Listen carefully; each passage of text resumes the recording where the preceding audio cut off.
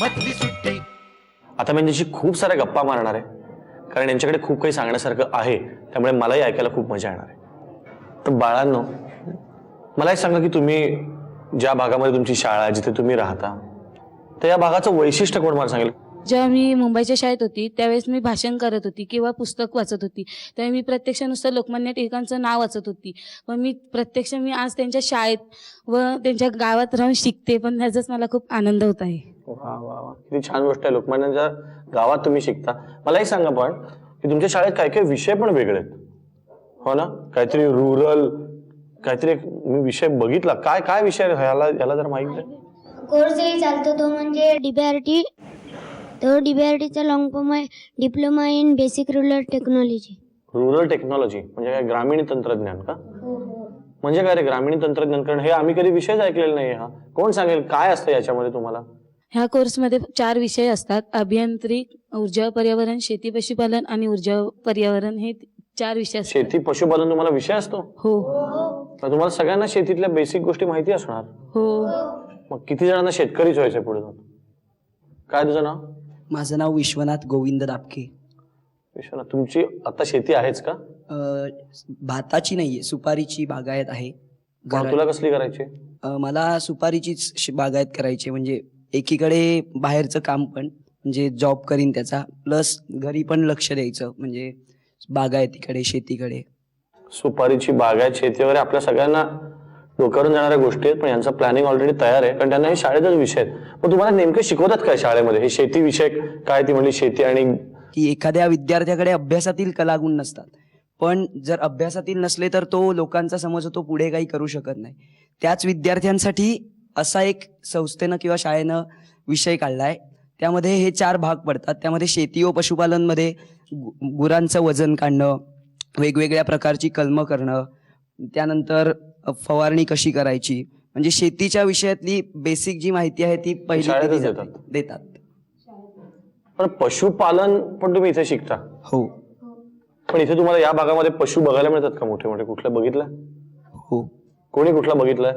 आम्ही काय काय बघतो शहरामध्ये? कुत्रा, मांजर, बागेच्या बाहेर घोडा ज्याच्यावरनं मुलं चक्कर मारतात, गाढव, एखाद्या कधीतरी मिरवणुकीतला हत्ती, संपला विषय. नाही तर आम्हाला पार्कमध्ये जायला लागतो. तुम्हाला असं फिरताना कुठले पशु दिसले तिथे या भागामध्ये?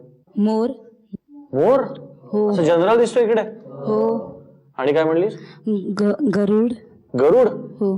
क्या बात आहे, तुम्हाला गरुड जनरल दिसतो. आणि मी वाघ बघितलास? हो पण तू वाघ असा बघितला जाताना इकडनं तिकडे? हो भीती वाटली? हो. हा प्रश्नच किती चुकीचा आहे. आपल्याला चित्रातला वाघ बघून पण भीती वाटतं.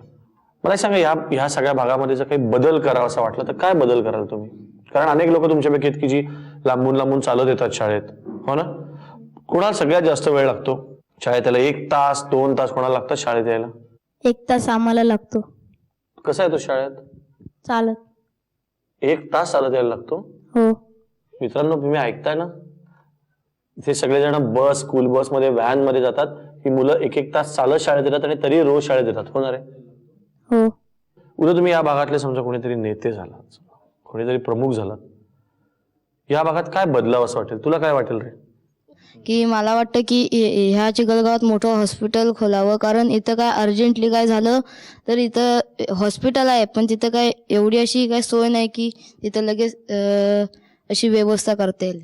काही ठिकाणी पर्यटन स्थळं इतकी छान असतात, पण त्या ठिकाणी सरकारने काहीच सुविधा केलेल्या नसतात. इतके घाणेरडे रोड्स असतात, तिथे सुरक्षेसाठी कोणी नसतं. समुद्रावरती बघितलं तर प्रचंड पिशव्यांचं प्रदूषण वगैरे असतं.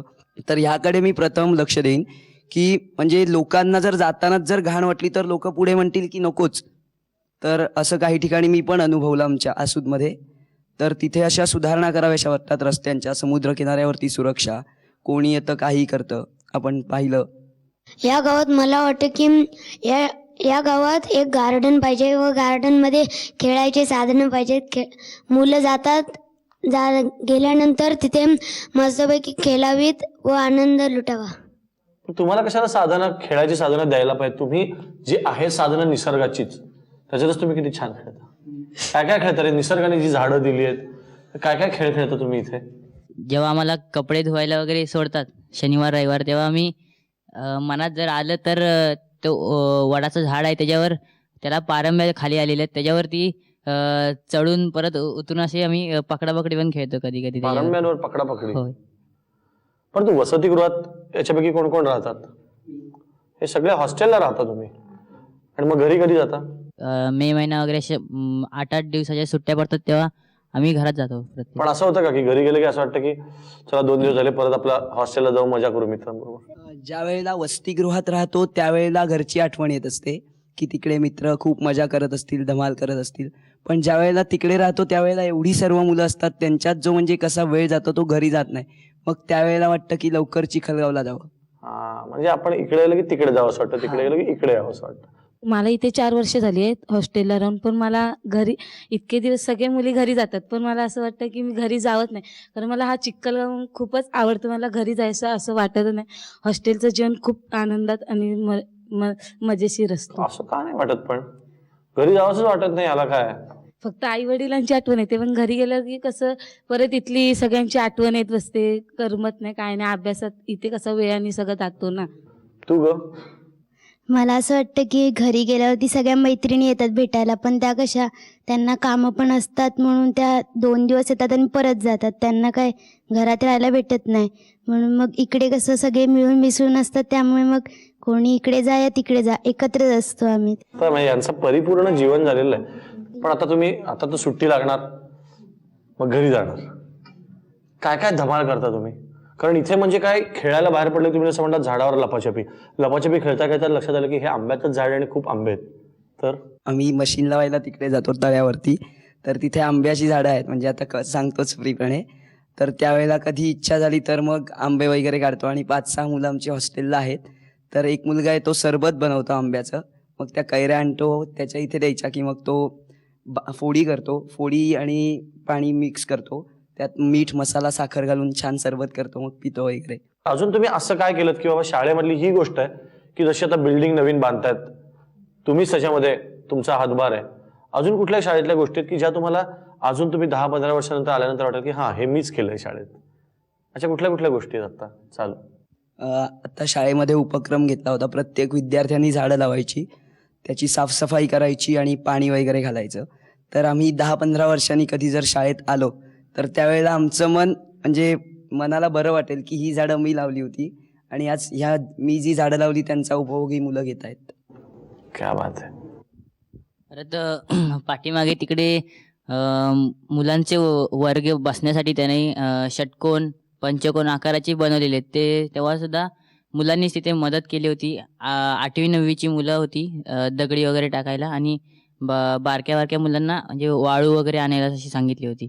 पण आता कधी आलो तर वाटेल की हे आम्ही सगळ्यांनी बांधलेलं आणि आमच्या कष्टातून हे सगळं उगवलेलं आहे, आणि त्यांचा फायदा आता पुढच्या मुलांना होणार आहे. ती मस्त आहे. आम्ही स्वतः सगळं उभारलंय, हे फिलिंगच किती मस्त आहे.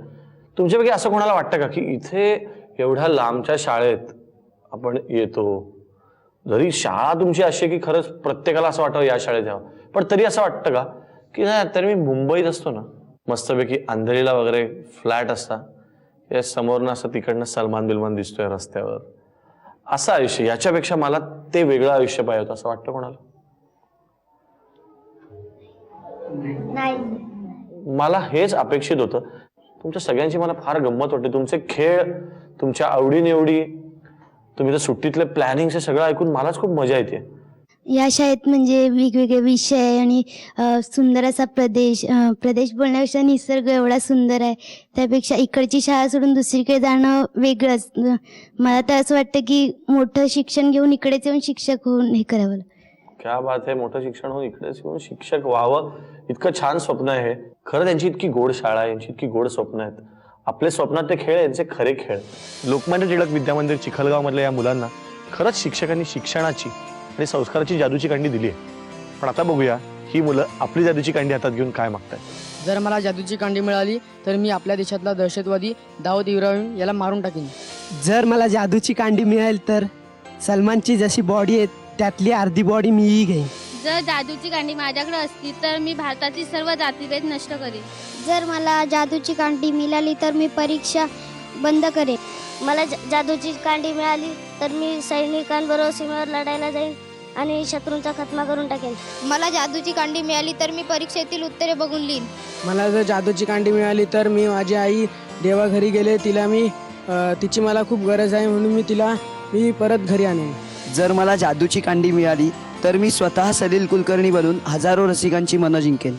आणि आता मधली सुट्टीमध्ये वेळ झाली आहे या फ्रुटी स्पेशल गेमची. गेम असा आहे, फ्रुटीची बॉटल इथे मध्यभागी ठेवलेली आहे. मुलींचा संघ आहे, मुलांचा संघ आहे. याच्यातनं एक एक खेळाडू येऊन या सर्कलच्या बाजूला उभं राहणार, गोल चक्कर मारून दुसऱ्या बाजूला जाणार. मुलगी या बाजूला येणार, मुलगा या बाजूला, आणि त्याच्यानंतर कोण पहिल्यांदा बॉटल उचलून माझ्यापर्यंत पोहोचतंय हे बघूया. जर बॉटल उचलून धावताना दुसऱ्याने आऊट केलं तर बॉटल त्याची. ज्या संघातले खेळाडू जास्त वेळा बॉटल मिळवतील तो संघ जिंकला. खेळ सुरू करूया. रेडी आहात? टाळ्या वाजवा एकदा.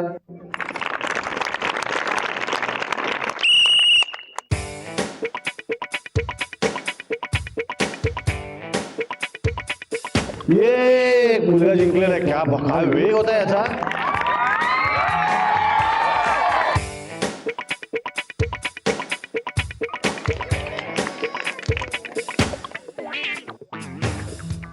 मला काय समजलं नाही. मुलांनी एकदमच माघार घेऊन तो म्हटलं जाऊ दे, गेली बाटली, आता काय आपल्या हाताला नाही फ्रुटी लागायचं. आता निराश होऊन कसं चालेल. मुलांना 1-1 झालंय.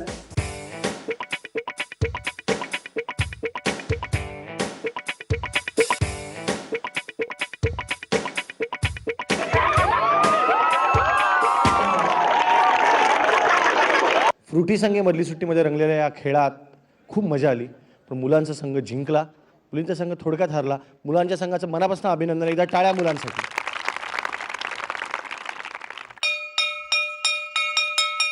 मधली सुट्टी